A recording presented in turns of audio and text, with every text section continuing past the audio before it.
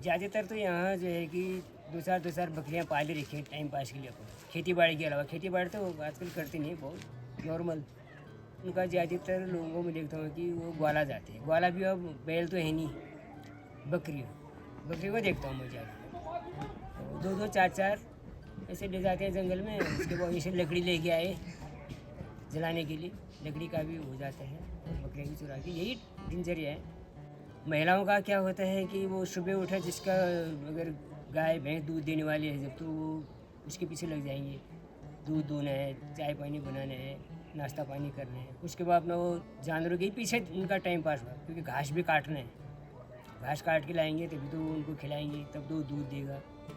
तो ज़्यादातर महिलाओं का इसमें रहता है। और पुरुष लोग अगर कोई कामदार है तो कभी सरकारी काम आ गया तो काम भी करती हैं, और कभी किसी का मकान बन गया तो काम में करने वाले भी। और बाकी फालतू टाइम पर वही ग्वाला, बकरी के साथ ही हो, वही दिनचर्या का साधन है। पहले पोर्टेबल टीवी चलाते थे बैटरी से, ब्लैक एंड वाइट, एक ही चैनल पकड़ता था, नेशनल, डीडी नेशनल ना। अब तो है कि देखो घर घर में डिश लगी हुई है, पेमेंट वाले भी डिश लगे हुए हैं।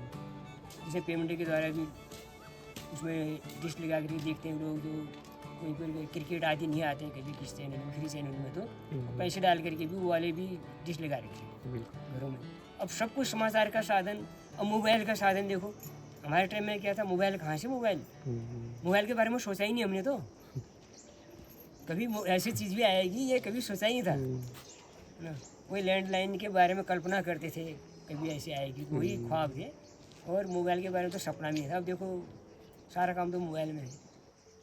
दुनिया तो कहाँ से कहाँ परिवर्तन होती। तो मेरे समय के, जो मेरी उम्र के लोग हैं, उन्हें तो पूरी ही दुनिया बदलती देखा। कहाँ वो, हमने तो वो कहते लालटेन के ज़माने के, हम लालटेन से भी पुराने ज़माने के समझ लो, वही तो लालटेन में दिनों।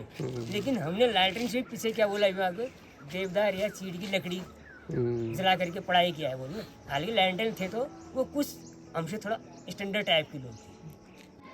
उस समय का और आज के समय में तो फर्क काफ़ी है। हम भी सोचते हैं कि पलायन रखे और अपनी देवी देवताओं का भी यहाँ पर पूजा पाठ होती रहे, ताकि हमारी संस्कृति बची रहे। तो यही मैं कहता हूँ कि जो लोग पलायन कर चुके हैं, एक छोटा सा मकान, एक डेरा बनाइए पहाड़ में अपने रहने के लिए, आने जाने के लिए। अपने इष्ट मित्र जो भी है वो भी मुलाकात है, देवी देवताओं का भी हमारा जो है कि पीछे हमारे बच्चे जुड़े रहेंगे कि हाँ हम देवताओं के प्रति आस्था है हमारी।